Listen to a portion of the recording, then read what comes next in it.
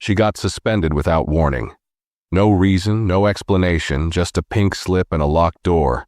No one listened when she said she did nothing wrong. But her mother didn't raise her to stay quiet. And what happened next, no one in that school saw coming. Before we start the story, let us know in the comments where you're watching from. And make sure to subscribe and turn on the bell so you never miss a new story. Talia Moore sat outside the school office with her hands in her lap, holding a pink suspension slip that felt heavier than it should. Her eyes were still red from trying not to cry. She kept her back straight, but her shoulders shook now and then. Down the hall, students glanced at her, then quickly looked away. A group of girls whispered as they passed, pretending not to stare. No one said anything, but the way they looked at her felt worse than words. From behind the office door, Principal Reed Carrington stepped out for a moment. He didn't look at Talia. He just told the secretary, "Call her mother if you haven't already," then walked back into his office without a second glance. Talia stared at the floor, her voice barely above a whisper. She doesn't even know yet. The air outside the building was cool, but it didn't help. As Talia walked through the courtyard, a few boys sitting on the bench near the science wing looked up. One of them leaned over and asked another, "What did she even do?" The other shrugged and said, "Probably got caught cheating or something." Talia heard it. She didn't stop. She just tightened her grip on the slip and kept walking, one foot in front of the other.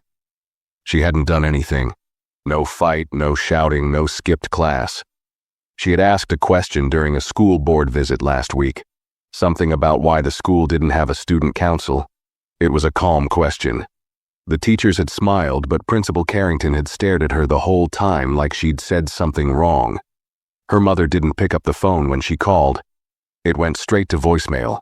Talia didn't know what to say, so she hung up. She sat on the city bus with the slip folded in her hand, pressed tight between her fingers. No one on the bus looked at her. That was fine. She didn't want to be seen. She sat still, watching trees and parking lots pass by. She didn't cry anymore. She was too tired. When the bus reached her stop, she stood up slowly, walked to the door, and stepped off with her head down. At the corner of her street, she looked up just once to see if her mother's car was home. It wasn't. The driveway was empty. Talia opened the front door with her key, dropped her backpack on the floor, and sat at the dining table. The slip was still in her hand. She laid it down in front of her and waited in silence. The house stayed quiet for the next hour. Talia didn't turn on the lights. The soft gray from the cloudy sky outside was enough. She sat at the table staring at the pink paper like it might change if she waited long enough. Her phone buzzed once. It was a message from a girl in her English class, someone she barely talked to. It just said, "What happened?" Talia locked the phone without answering. She didn't even know what to say. There was no clear reason. No warning. No write-up. Just the paper. At 5:42 p.m., the front door opened. Denise Moore stepped in, holding 2 brown grocery bags. Her heels clicked against the tile before she paused in the doorway, sensing something off. She looked over and saw her daughter sitting at the table, still wearing her backpack. Denise didn't speak right away. She set the bags down slowly, took off her coat, and walked over. Her voice was calm. "What's that in front of you?" Talia didn't answer. She just pushed the paper forward. Denise picked it up, read it silently, then sat down across from her. Her eyes moved over the words again. "Suspended," she read aloud, quiet and flat, "for defiance." There was no change in her face, no raised voice, just a long pause, as if she was calculating something inside her head. "Did you yell at anyone?" she asked. "No." "Hit someone, damage something?" "No." "Did you talk back?" Talia shook her head. "I asked why the school didn't have a student council during that board tour last week. That's all I did." Denise nodded once. She didn't take notes. She didn't ask anything else. She just folded the paper neatly, stood up, and walked to the kitchen. She opened a drawer and pulled out a file folder, thick, clean, and navy blue. She slid the slip inside. Then she took out her phone, sat down at the counter, and started making calls. Talia didn't move.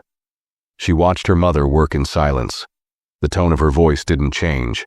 Every sentence was short, direct, and careful. Yes, this is Denise Moore. I need a copy of the school's official disciplinary report for student Talia Moore. Yes, I'll wait. When she was done, she hung up, took out a small notepad and wrote something down. Then she turned around and said quietly, "You're not going back to school until I say so." Talia finally spoke. "Are you mad at me?" Denise looked at her for a long second. "I'm not mad at you." She tapped the folder with her finger. "I'm mad at the pattern." Talia sat on the edge of the couch with her knees pulled up and her arms around them. She watched her mother quietly cross the room, take off her earrings and place them in the small dish near the bookshelf like she did every evening. But tonight, every movement felt different, sharper, more exact. Denise didn't slam anything, didn't raise her voice. She didn't have to. The silence in the house did all the talking.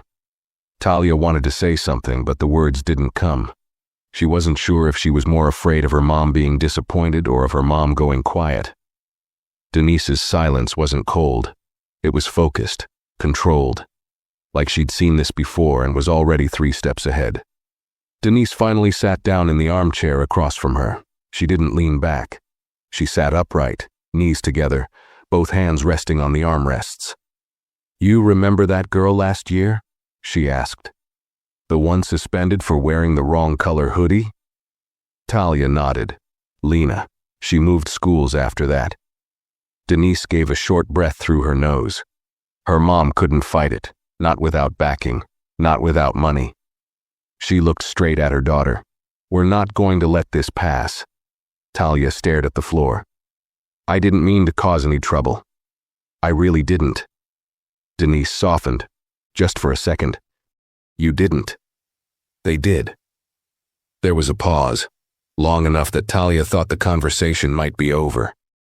But then Denise leaned forward and said in a quieter tone, "Let me ask you something. When he told you, when Carrington handed you that paper, what did he look like?" Talia blinked. "What do you mean?" "I mean his face, his eyes. Did he seem confused? Did he hesitate?" Talia remembered. She remembered too well. He hadn't looked confused. He hadn't looked rushed or uncertain. He looked calm, like he had already decided everything, like she was a file he was closing and moving on from. "No," she said. "He didn't blink. He said it like I was already guilty." Denise nodded slowly, like she had expected that answer. "That's how it starts. Quiet, clean, polite, and wrong." She stood again and walked to the hallway, stopping at the closet where she kept her work bag. From it, she pulled out a silver pin with small initials engraved on the side. Talia had seen it once before, years ago when her mom had testified in court on behalf of a school discrimination case. The pin read, "Office of Civil Rights, Education Division." Talia's eyes widened a little. She didn't speak, but her throat tightened. Her mother turned and said, calm but firm, "I need you to get some rest, because tomorrow I'm going to remind your school who they're dealing with." The next morning came heavy and gray. Talia woke up early without needing an alarm. Her eyes opened slowly, her body still tense from the night before. She didn't reach for her phone. She didn't even pull the covers back right away. She just stared at the ceiling, quiet and still, her thoughts twisting in a loop. What if people thought she really did something? What if the school never took her back? What if this ruined everything? She had worked so hard to stay out of trouble, never missed a deadline, always raised her hand, never talked back, even when other students made jokes behind her back. Her biggest mistake was asking a question that had felt important at the time. Now it just felt dangerous. Down the hall, she heard the faint sound of her mother's voice. Calm, controlled, on the phone again, probably talking to someone from her office. Talia slowly sat up, rubbed her eyes, and wrapped herself in her robe. The silence in the house still hung thick. but underneath it was something new. Purpose. Movement. Her mother wasn't pacing the floor or sighing out loud. She was doing something, and that scared Talia more than anything else, because she didn't know what it meant yet. When she stepped into the kitchen, Denise was already dressed. Dark blazer, dark pants, plain blouse. Hair pinned back in a neat twist. No jewelry, no lipstick. Just her natural face, clear and unreadable. She stood at the counter sipping from a ceramic mug, her other hand flipping through a legal folder with yellow sticky notes sticking out from the sides. Talia stood in the doorway without saying anything. Denise looked up once, gave her a small nod. "Eat something," she said. "You need to keep your head clear." "I'm not hungry," Talia replied. Denise raised an eyebrow but didn't push. "Suit yourself," she said softly, then went back to reading. Talia sat down at the table anyway, more out of habit than appetite.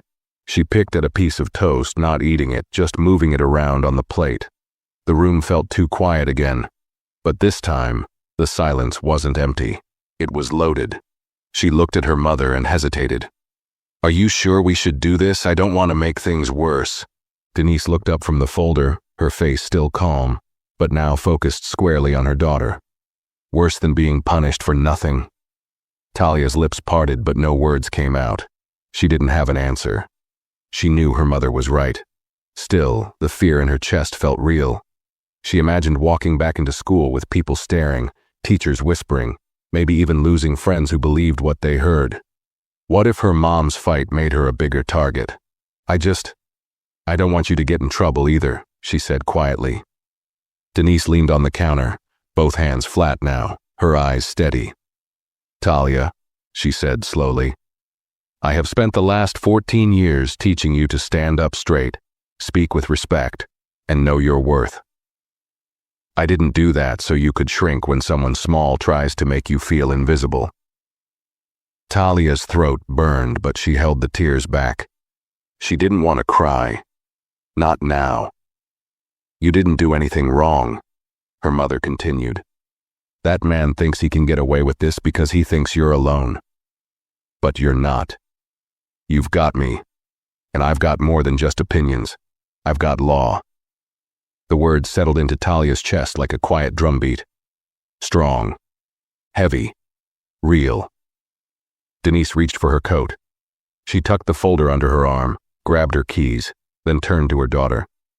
"Get dressed. I want you with me when we walk in. You don't have to say anything. Just stand tall."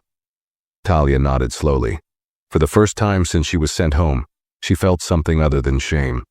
It wasn't relief yet. It wasn't power, but it was something steadier. Like the ground under her feet had stopped shifting. As Denise opened the door, the cold morning air rushed in. She didn't flinch. Talia followed close behind, eyes lowered but steps steady. The house stayed quiet as the door clicked shut behind them. But outside, something had already started to change. The school building looked different that morning, not because anything had changed on the outside, but because of what Talia now felt standing in front of it. She had passed through these glass doors nearly every day for 3 years, sometimes with nerves, sometimes with calm. But today, her chest felt like it was holding a full cup of water. One wrong movement and it would spill. Her hands stayed clenched inside her coat pockets, her jaw tight. She kept her head down, only lifting it when her mother stopped walking. Denise stood still near the main entrance, eyes scanning the building slowly like she was reading a courtroom. Her shoulders were straight, her chin lifted. Not angry, not nervous, just still and sure. She glanced at the tall windows that looked into the front office, then at the small crowd of students gathered on the benches by the gym entrance. Some of them noticed Talia. A few nudged each other, a few pointed. She felt the weight of it but didn't react. Her mother hadn't told her to ignore them, but somehow she didn't need to. When they stepped inside, the fluorescent lights washed everything in a pale, flat glow.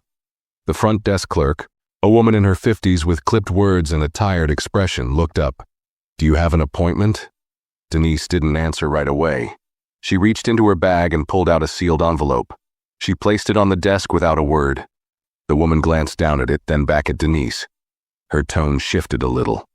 "One moment," She picked up the phone and called into the back. Talia watched her mother stand there, patient but unmoving, like a tree that didn't sway with the wind. Inside, her stomach still turned. What if this backfired? What if the school twisted things more? What if Principal Carrington made her life harder after this? She almost opened her mouth to whisper something, maybe tell her mom to let it go. But she didn't, because her mother's expression hadn't changed, not once. A few minutes later, the office door opened.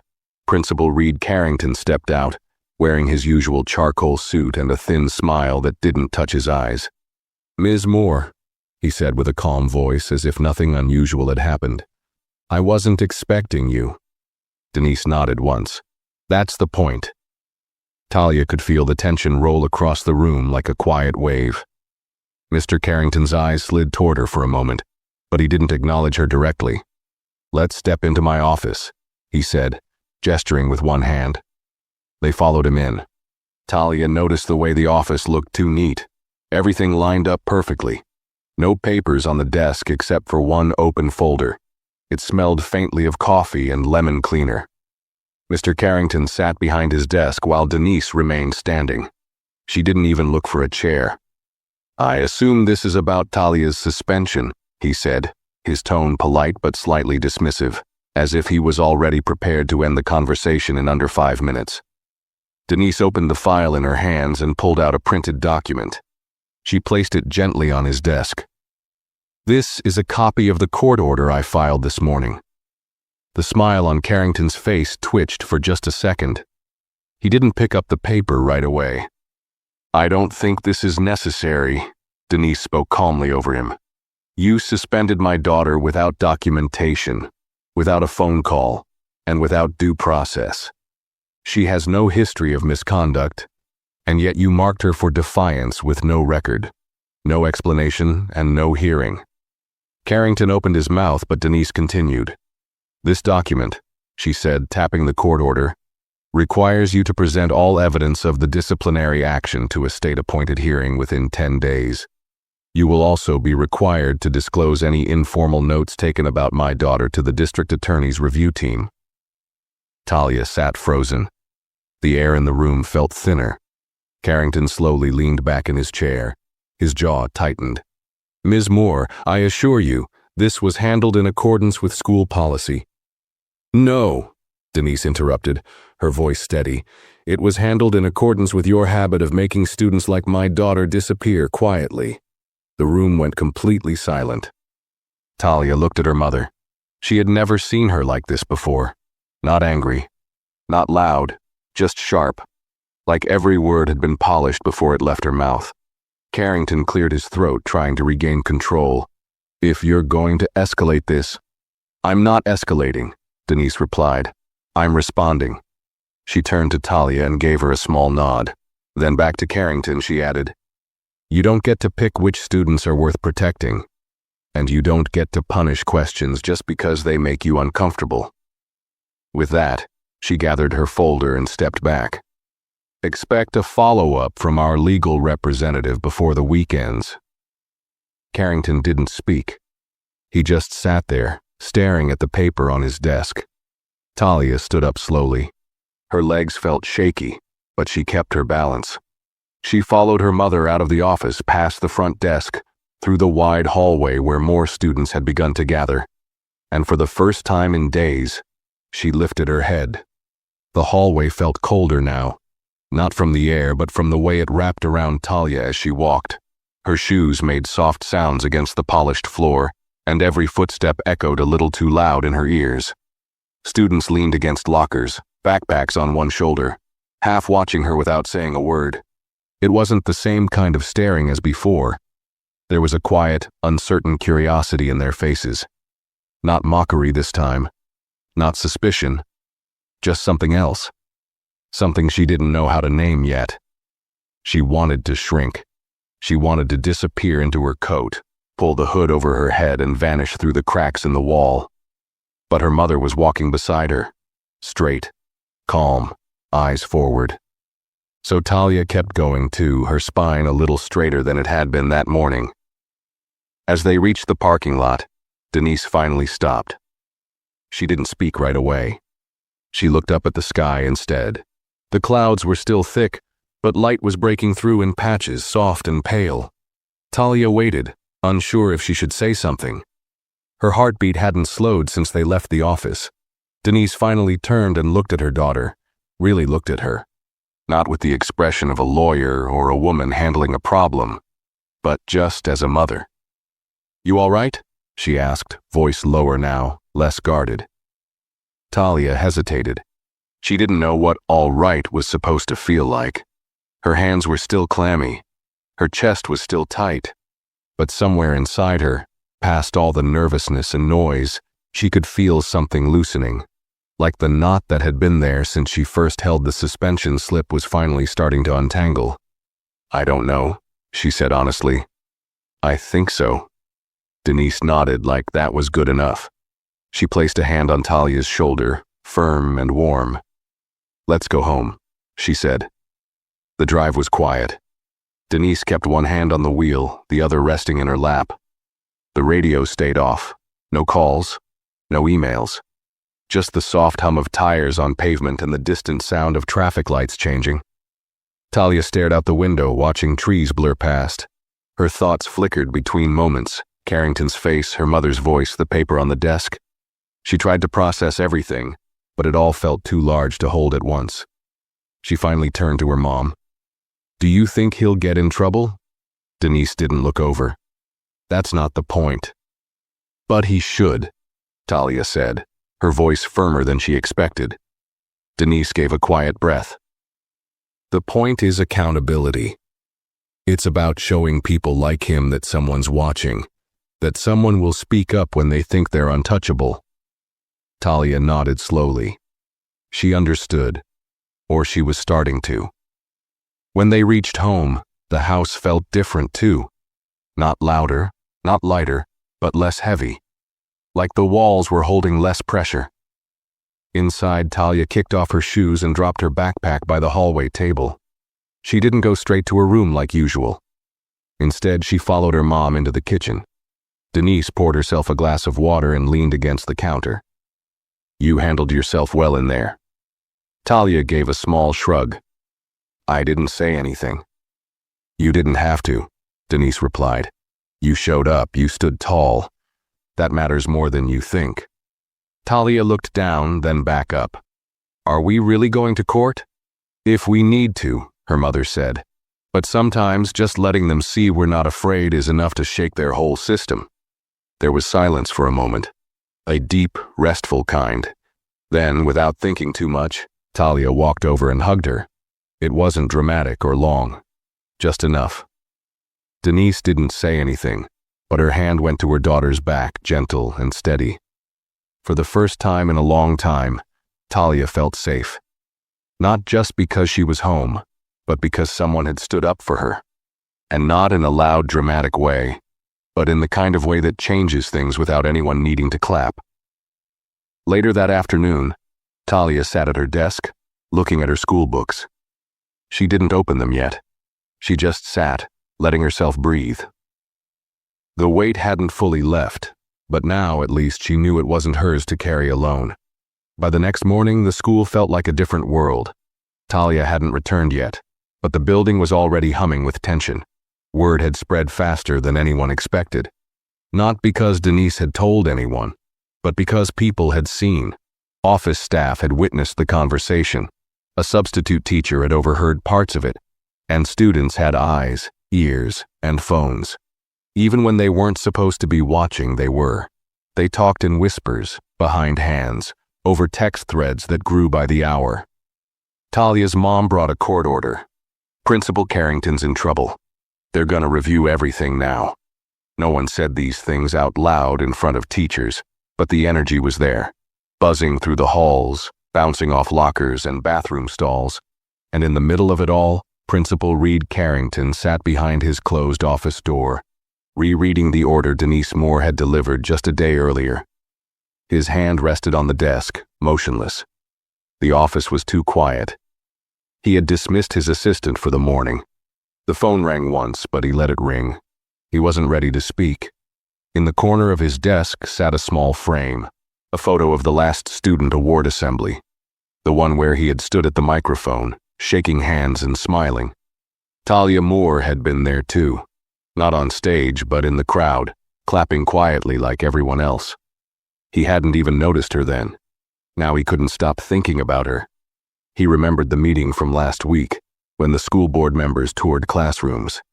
She had raised her hand during a Q&A, asked why the school had no student council.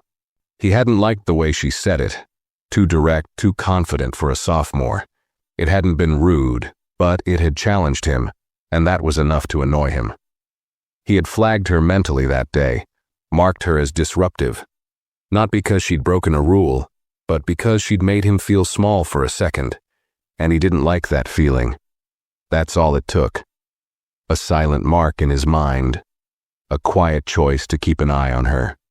A decision days later to remove her under the label of defiance. No written warning, no conversation, just a signed form and a closed door.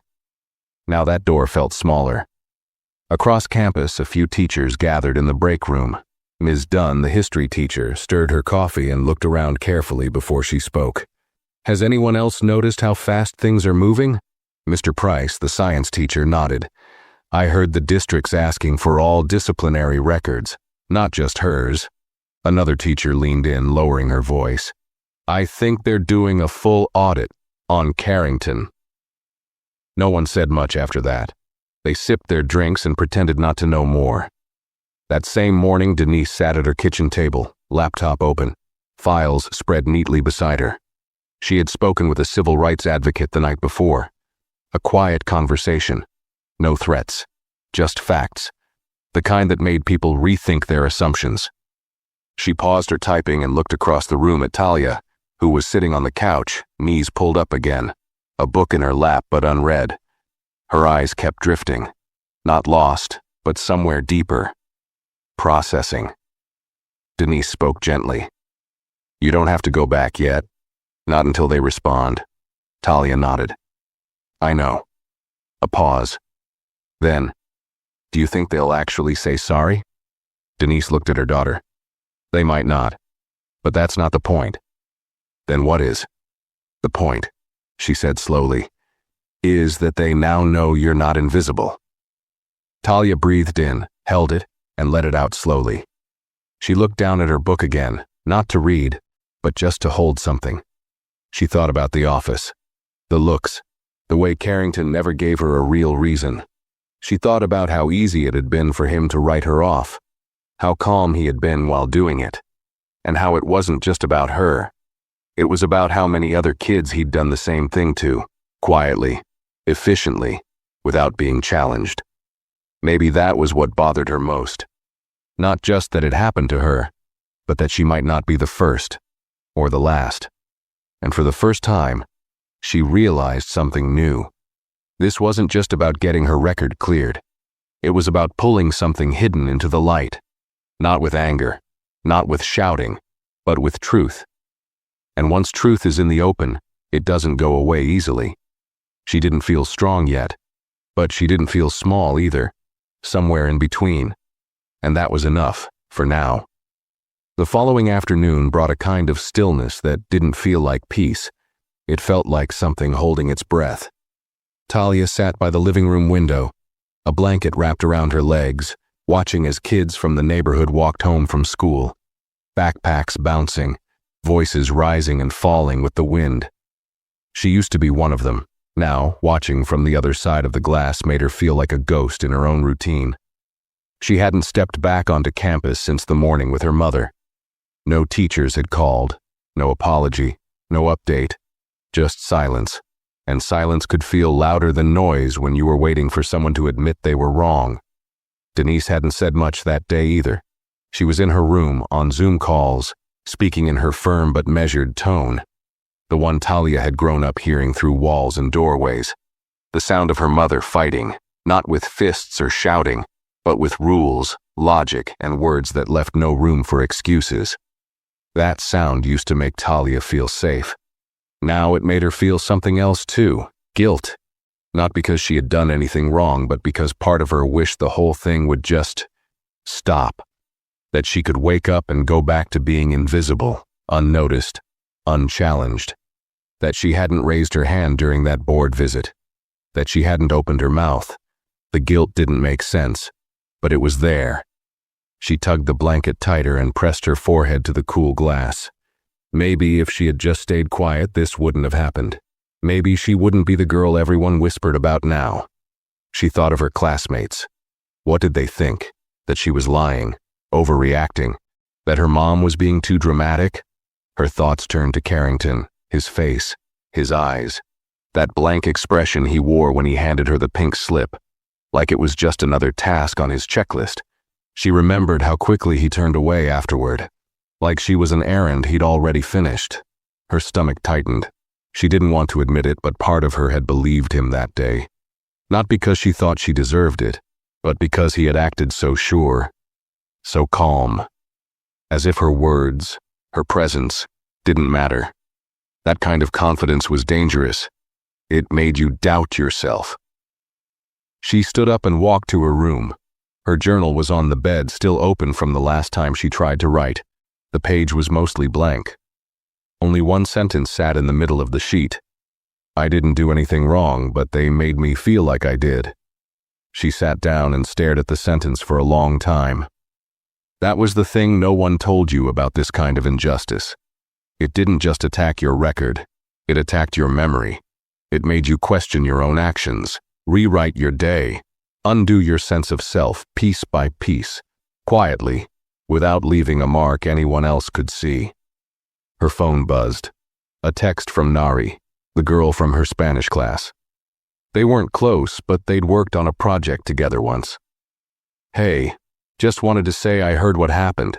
That was really messed up. If you ever want to talk, I'm here. Talia stared at the screen. Her thumb hovered over the keyboard. She didn't know what to say. Part of her wanted to respond. Part of her didn't want to open that door, to answer questions, to relive the moment. But she typed anyway. Thanks. I'm okay. I think. She hesitated, then added, I didn't expect it to go this far. Nari responded almost immediately. That's how it always is. People don't listen until someone forces them to. Talia read the words again and again.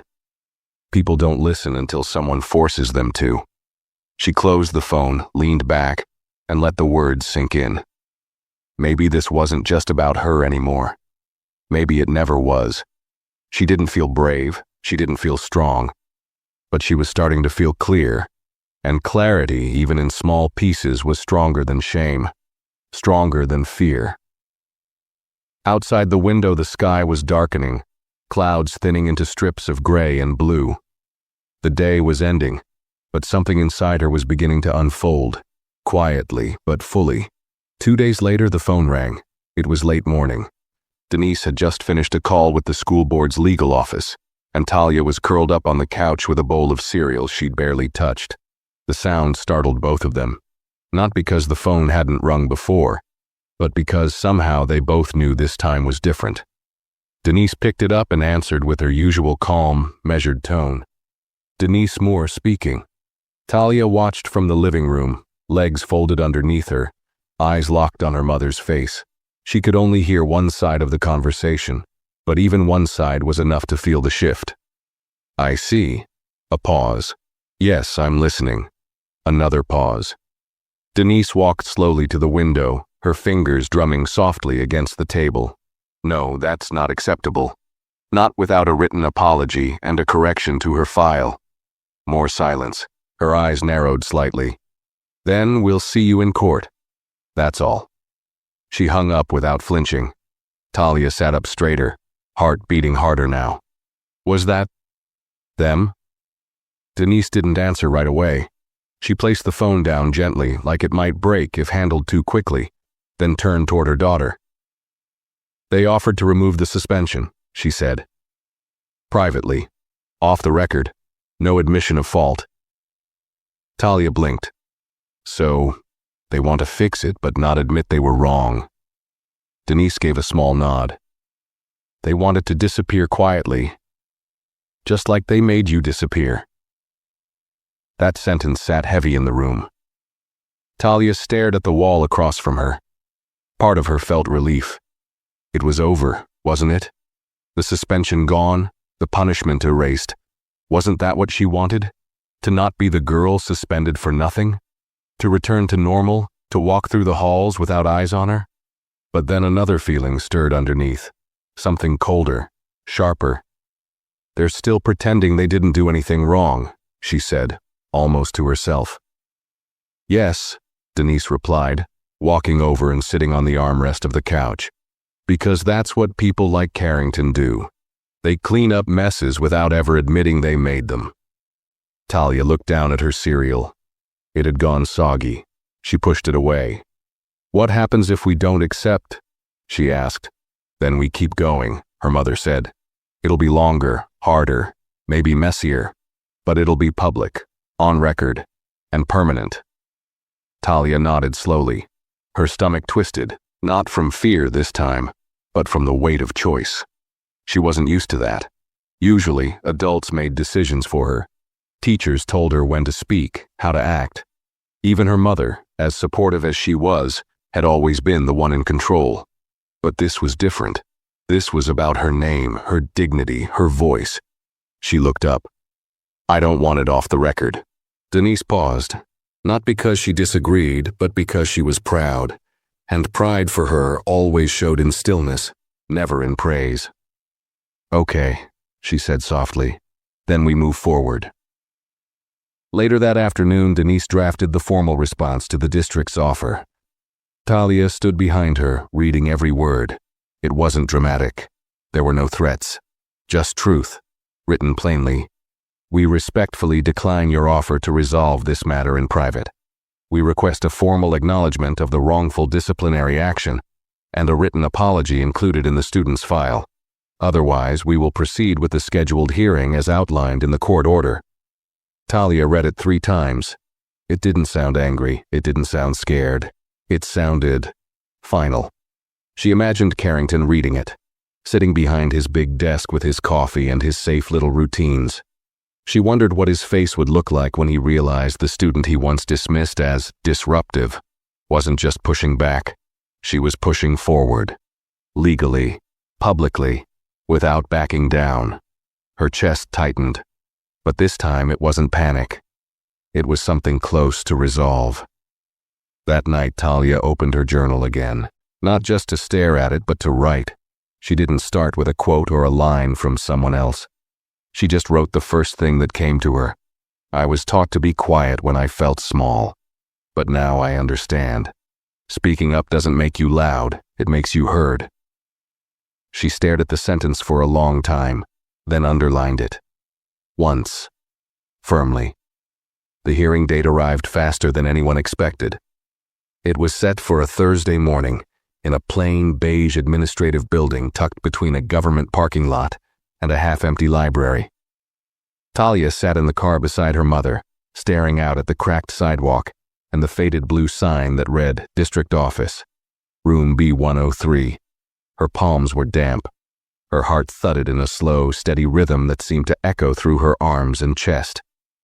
Denise hadn't said much on the drive. She was focused, her voice even and her eyes clear. She'd reviewed the file 3 times the night before. Everything was labeled, organized, underlined. She wasn't nervous. At least not outwardly. But Talia could feel the weight in the silence between them. It wasn't fear, it was preparation. She looked at her daughter now. You don't have to speak unless you want to, she said gently. Talia nodded, eyes fixed on the building. I know. Just remember, Denise added, they'll try to keep it clean. Professional. But that doesn't mean it's neutral. They already made a choice. They just didn't expect anyone to challenge it. Talia swallowed. What if I mess up? Her mother reached over, placing a warm, steady hand on hers.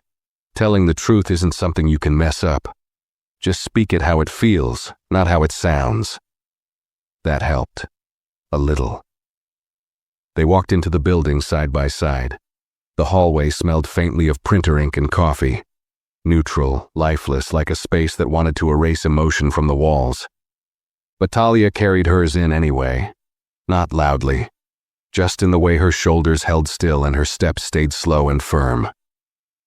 Inside, room B103, a long table stretched across the center. At one end sat a hearing officer with a small laptop and a stack of documents. Two representatives from the school district sat nearby, one tapping a pen against her binder, the other flipping slowly through a printed copy of Talia's record. On the far side of the room, Principal Carrington was already seated. He didn't look up when they walked in. Talia saw the way his suit was perfect, his tie crisp, his posture stiff and practiced. He looked like someone trying hard to stay untouched. Untouched by the weight of what was happening. Untouched by the damage he caused. She sat beside her mother, back straight, hands folded tightly in her lap. Her heart hadn't stopped racing, but she wasn't shaking. That felt like progress. The hearing officer cleared her throat. "We're here today to address the disciplinary action taken against Talia Moore, age 15, for alleged defiance on school property. Ms. Moore and her legal guardian have challenged the validity of this action. We will begin with their statement." Denise stood slowly. She didn't raise her voice. She didn't bring drama. She read from a prepared page, but her eyes lifted often, locking directly with each person at the table. "My daughter, Talia Moore, was suspended without prior warning, without documentation, and without a single conversation. She was sent home under the label of defiance, a vague and subjective term often applied disproportionately to black students, especially girls. No incident report was filed. No teacher complaints were submitted. No due process was followed." Carrington shifted in his seat. Denise continued, "My daughter's only action was asking a question: why the school did not offer a student council. This question was posed publicly during a school board visit. It was met with silence at the time and punishment days later. That is not discipline, that is retaliation."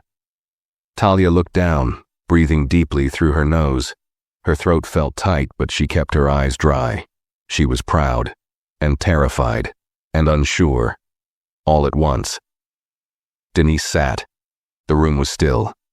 Carrington stood next, clearing his throat. "I acted within the scope of my authority," he said. "Ms. Moore's behavior had been escalating. I received reports, verbal ones, from staff who found her tone inappropriate in class discussions. While these were not formal complaints, I used my discretion, as allowed by district policy, to issue a short suspension." Talia felt her face flush. Verbal reports? She had never been told any of that. No one had spoken to her. No one had said a single word about her tone. And now it was being used like it had been obvious all along. The hearing officer raised her head. "Do we have any documentation of those verbal complaints?" Carrington hesitated. "No formal documentation, no." Denise leaned forward. "So it's her word against undocumented rumors?" Carrington's mouth opened slightly, then closed. The hearing officer scribbled something down. For a few moments no one spoke. Then, softly, Talia's voice broke the silence. "I was scared," she said. All eyes turned to her. "I didn't know what I did wrong," she continued. "No one told me. He didn't even look at me when he handed me the paper. I walked out of that building thinking I had ruined something, my reputation, my record, my future. And I had no idea why." Her voice cracked slightly at the end, but she didn't stop. "I stayed up that night trying to remember every word I said, every sentence, wondering if I had said too much or said it wrong. I didn't sleep. I didn't talk to anyone. I thought maybe I should have just stayed quiet." Her eyes met Carrington's finally. "But I'm not going to stay quiet anymore." The room went silent again, but this time it felt full, like something had landed. The hearing officer slowly nodded. "Thank you, Ms. Moore." Talia sat back in her chair, exhaling slowly. Her hands were still shaking a little, but her chest didn't feel so tight anymore. She wasn't invisible, not today, and nothing Carrington said could undo that now. The hearing ended without ceremony. No final speech, no gavel, no dramatic verdict. Just a quiet, "We'll review and notify all parties within 5 business days," followed by the rustle of papers, the closing of folders, and the soft scrape of chairs against the tiled floor. Talia stood slowly. Her knees felt stiff, but she kept her back straight as she followed Denise out of the room. Neither of them said anything in the hallway. They didn't need to. The quiet between them now was different. Heavier, yes, but not with dread. It was the weight of everything that had been spoken. Everything that had been held in too long, finally let out. Outside, the sky was dull with winter clouds, and the wind had picked up. Talia tucked her hands deep into her coat pockets and looked down at the sidewalk, watching her steps as she walked. For a moment, she didn't know what to feel. Relief, pride, exhaustion. She felt all of them, and yet none were loud enough to fully settle her thoughts. She turned to her mom as they approached the car. "Do you think it mattered?" Denise opened the door but didn't get in right away. She looked across the hood of the car at her daughter and answered with quiet certainty, "Yes." Even if they won't admit it, it mattered. Talia got in and closed the door gently. Her reflection in the window looked older somehow. Not by years, but by weight, like she had carried something heavy and was still figuring out how to set it down. As they pulled out of the lot, Denise finally broke the silence. "You spoke well." "I was shaking the whole time." "You still spoke." Talia looked out the window. "He just lied. So calmly, like it was nothing." Denise didn't respond right away. Because for him, it was nothing. Until it wasn't. The road passed slowly, familiar buildings sliding by, stores she'd walked past 100 times, a bus stop where she used to wait on rainy mornings. But today everything felt a little different. Sharper. As if the world had shifted slightly, just enough for her to notice cracks she hadn't seen before. Back home, Denise went straight to the kitchen and placed the file down on the table, careful not to wrinkle a single page. Talia followed her but stopped in the doorway, arms crossed loosely. "What happens now?" she asked. "Now we wait," her mother said. "But we don't sit still." Talia frowned. "What do you mean?" Denise opened a drawer and pulled out a thick envelope. She handed it to Talia. Inside were printed pages, half-filled forms, and a set of guidelines from the district's student rights handbook. "We're submitting a proposal," she said. "A push for policy change. You're not the only student who's been silenced, Talia. You're just the one who spoke loud enough for people to hear." Talia held the envelope and felt its weight. It was heavier than it looked, not because of the paper, but because of what it meant. This wasn't just about her anymore. Still, part of her hesitated. "What if people at school hate me for this?" she asked, the words quiet, almost reluctant. "What if they think I'm trying to start drama or make it all about me?" Denise paused and walked over. She didn't speak with certainty this time. She spoke with care. "Some people might, because it's easier to blame the person who points out the crack than to admit the foundation is broken. But that doesn't mean you're wrong." Talia nodded, but the knot in her stomach stayed. The next few days moved slowly. She didn't return to school right away, though she knew she would have to. And the longer she waited, the more tangled her thoughts became. What would it be like? To walk back into that building? Would people stare? Would they whisper when she passed? Would teachers treat her differently? Would anyone say anything at all? Every time she thought she was ready, a new question crept in. And underneath it all was something deeper, something she didn't like admitting even to herself. What if nothing changed?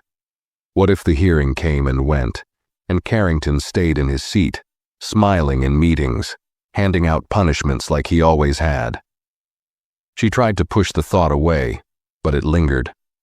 One night, as she sat on her bed, she pulled out her journal again. She flipped back through the pages, some filled with half-written thoughts, some blank, some just marked with a sentence or two. She found the page where she had written, "I didn't do anything wrong, but they made me feel like I did." She stared at it for a long time.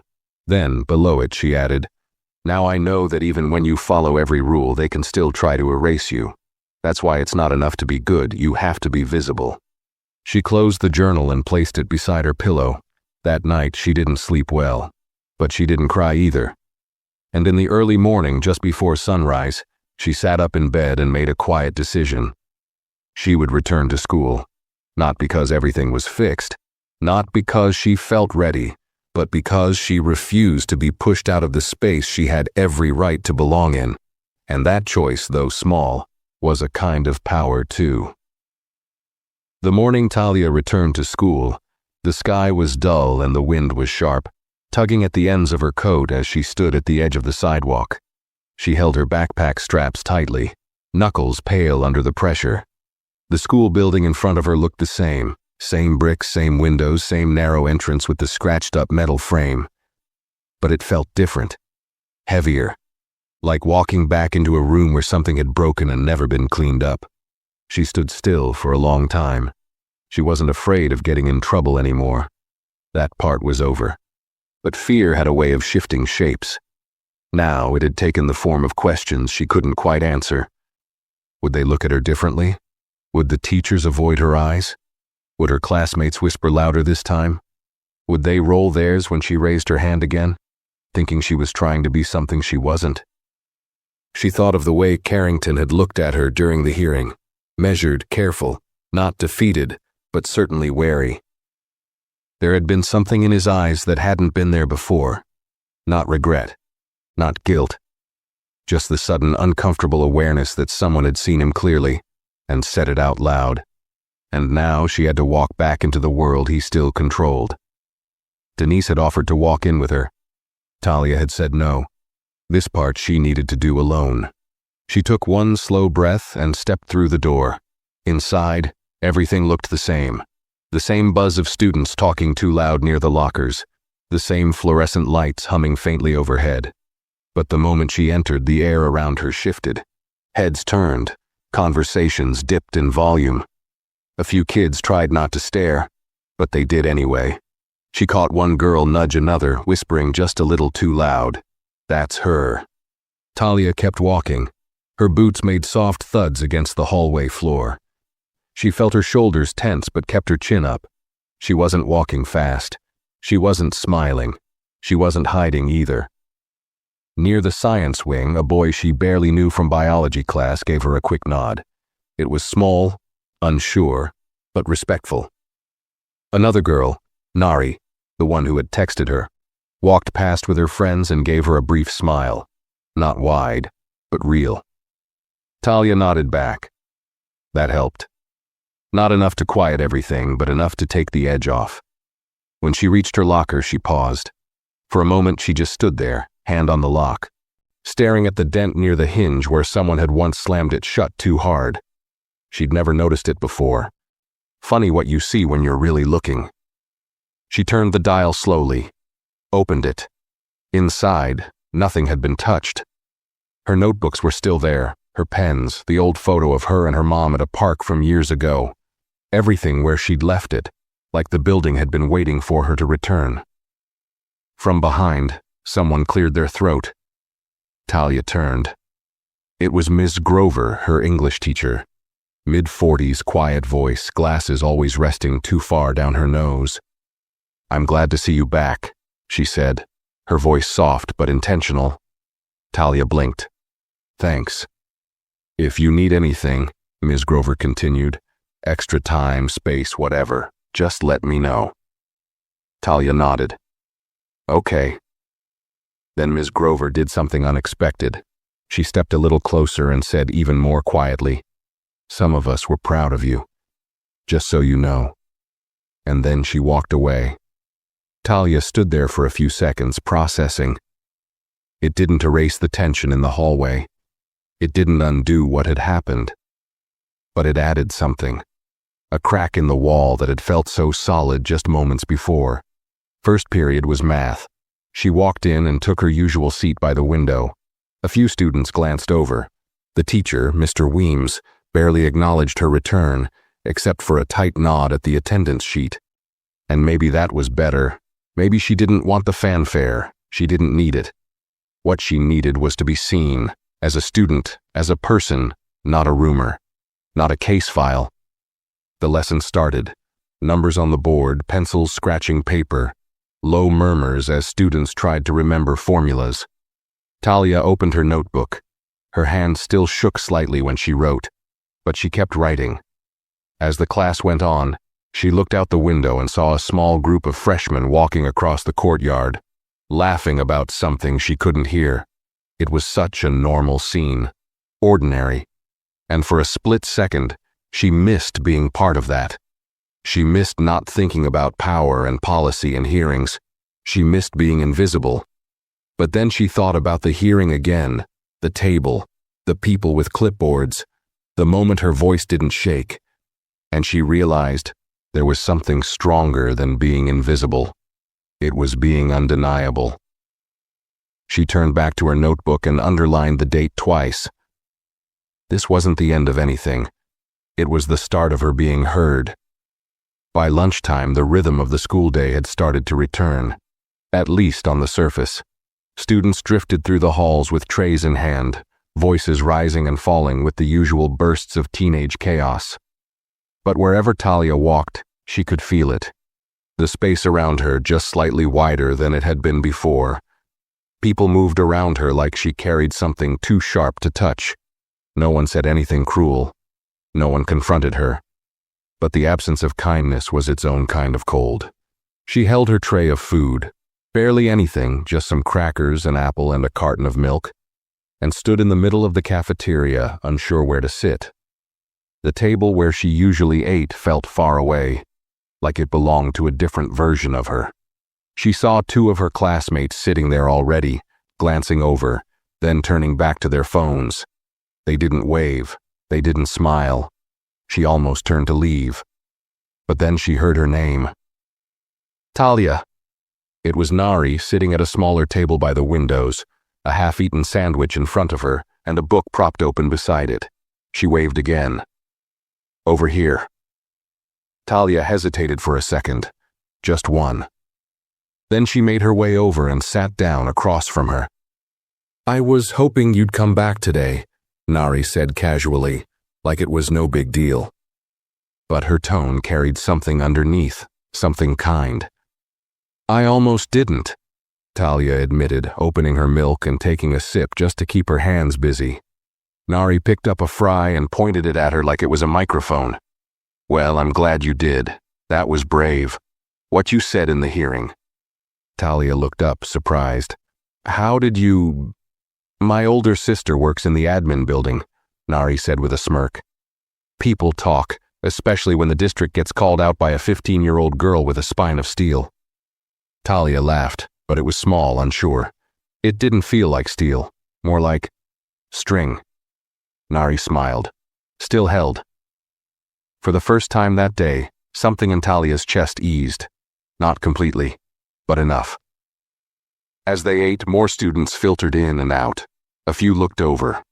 One boy nodded. Another girl, someone Talia had done a group project with once, gave her a thumbs up. They didn't come over, but they noticed her. And the looks were changing. Less wary, less suspicious, more thoughtful.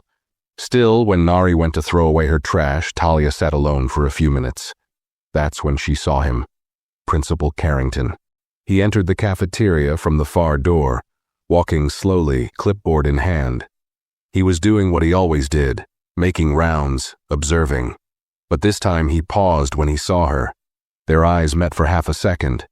He didn't smile. He didn't nod. He looked at her like someone checking a locked door, making sure it stayed shut. Then he moved on. Talia felt her heart spike again, just briefly. Old habits. The fear came back like a shadow, quick and cold. She pressed her thumb against the edge of the table, grounding herself. She reminded herself, he doesn't control the story anymore, not completely. But still, the knot in her stomach twisted tighter. When she got home that evening, she didn't go straight to her room. She sat at the dining table where her mother was typing on her laptop, her glasses perched low on her nose. Denise looked up, took one look at her daughter's face, and closed the screen. Rough day? She asked softly. Talia didn't answer right away, she just nodded. I went back, she finally said, and I made it through, but he was there, and I saw it in his face. Denise didn't interrupt. She waited. He's not sorry, Talia whispered. No, her mother agreed, he's not. And he still has power, she added, her voice barely audible. He still gets to walk through that building like nothing happened. Denise reached over and placed her hand over her daughter's. Power doesn't disappear overnight, Talia, she said, but it shifts, quietly, slowly. Every time you speak, every time you stand tall, you move it a little more. Talia looked down at their hands. Her mother's fingers were firm, warm, steady. What if he tries something again? Denise paused. Then we do what we did before. We document, we fight, we don't let silence win. Talia exhaled slowly. It wasn't the reassurance she wanted, but it was the truth. Later that night, she sat by her window with her journal again. The page was blank, and the pen felt heavy in her hand. She didn't know what to write. Not yet. But for now, she wrote one line across the top. They want you to feel small, so you won't ask big questions. Then she underlined it, twice. And for the first time, she believed her own words. Friday came with a pale sunrise and a hush in the air that felt almost intentional. It had been 1 full week since the hearing. Talia stood at her locker, pretending to be busy with a notebook she didn't need, her fingers tracing the edge of the paper without turning a single page. All morning, she'd felt the ripple, subtle, like the school itself was waiting for something. Not in the way kids wait for fire drills or snow closures, but something quieter, unspoken. At the end of second period, just before the bell rang, an announcement buzzed over the intercom. The voice of the district superintendent filled every hallway, every classroom. This is an administrative notice. We would like to inform all staff and students that Principal Reed Carrington is currently on extended administrative leave pending a full internal review. During this time, Assistant Principal Mary Weston will serve as acting principal. Talia froze. So did half the room. The teacher stopped mid-sentence, chalk still raised at the board. A few students looked at each other, eyes wide. One kid even whispered, "Wait, what?" Talia didn't move. She sat very still in her seat, her hands folded tightly in her lap, pressing so hard her nails dug into her skin. She didn't smile. She didn't gasp. She didn't even breathe deeply. She just sat there, because something inside her had shifted in a way she hadn't prepared for. It wasn't joy. It wasn't even relief.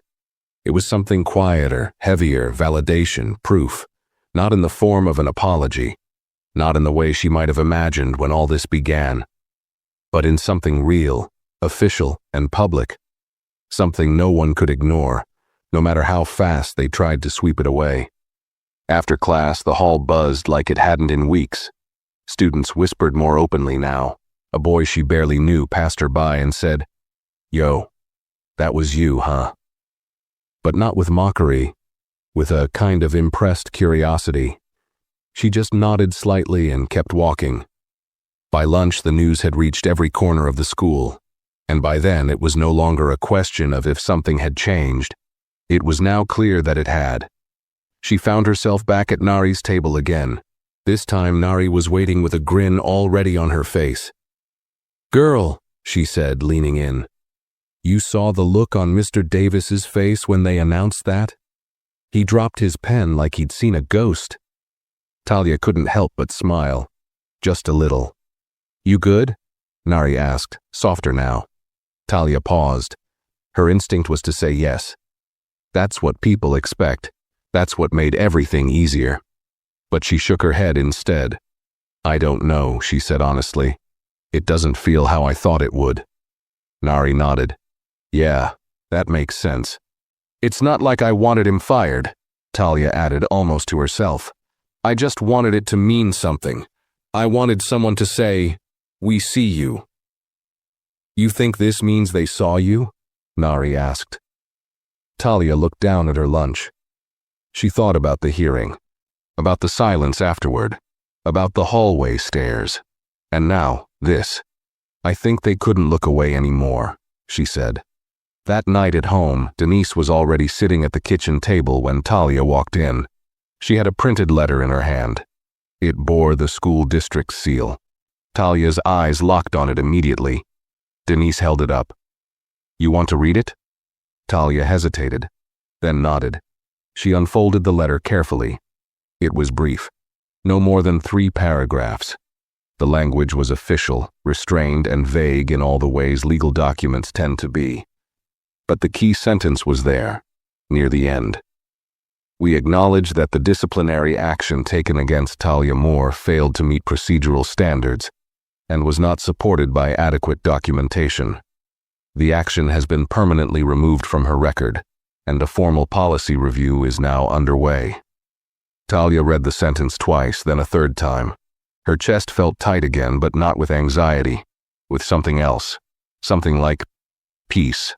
Not loud peace. Not the kind that explodes. The kind that just settles. She folded the letter again and placed it back on the table. They didn't say sorry, she said. No, Denise replied. They didn't. But they said I was right. They did. Talia stared at the ceiling for a moment. Then she asked quietly, Is it bad that I still don't feel finished? Denise gave a small, sad smile. It's never finished. That's the truth they don't teach us. But that doesn't mean what you did doesn't matter. She reached out and placed her hand over Talia's. You didn't just defend yourself, she said. You put something on record. That's how change starts. Talia nodded, eyes glistening. She didn't cry. But the weight of it all sat gently behind her ribs, pulsing like a second heartbeat. She went to bed early that night, but not before taking out her journal. This time she didn't hesitate. She wrote, Justice doesn't always come with applause. Sometimes it comes with silence, a heavy letter, and a space where fear used to live. She stared at it, then added one last sentence. And that's enough, for today. Then she closed the book, and slept with her window open, letting the cool air remind her. The world was still flawed, still loud, still unfair. But she had changed, and she wasn't going back. Spring arrived slowly that year. It didn't burst in with warmth or sunshine. It crept, little by little. Bare branches softened with green. Wind lost its sharpness. Light lingered longer in the evenings. And with it, something inside Talia began to shift too. Not all at once, but quietly, like thawing. 2 weeks had passed since the letter from the district, since the hearing, since Carrington's name stopped appearing on the staff bulletins. Things at school began to stabilize. Students stopped staring. Teachers spoke to her the way they used to. Some still avoided her eyes, careful not to linger too long. Others, like Ms. Grover, offered a kind word here or there, always subtle, always brief. No one ever said the word apology, but the difference showed up in small things, like how no teacher called her disruptive when she asked too many questions in class, how one of the guidance counselors quietly handed her a flyer for the district's new student feedback committee, or how a notice appeared on the school bulletin board inviting students to attend a town hall on fairness and disciplinary policies. None of those things had existed before, and while no one pinned her name to them, she felt it. She had changed something. Not the whole system. Not yet. But a corner of it. A crack in the surface that couldn't be painted over anymore. One afternoon she stayed late after school. The campus was quieter, emptied of noise and footsteps. She wandered through the halls alone, running her fingers lightly along the row of lockers, pausing when she reached the main office. The door was closed. Through the glass she saw Assistant Principal Weston inside, speaking softly to a staff member. The light in there felt softer somehow.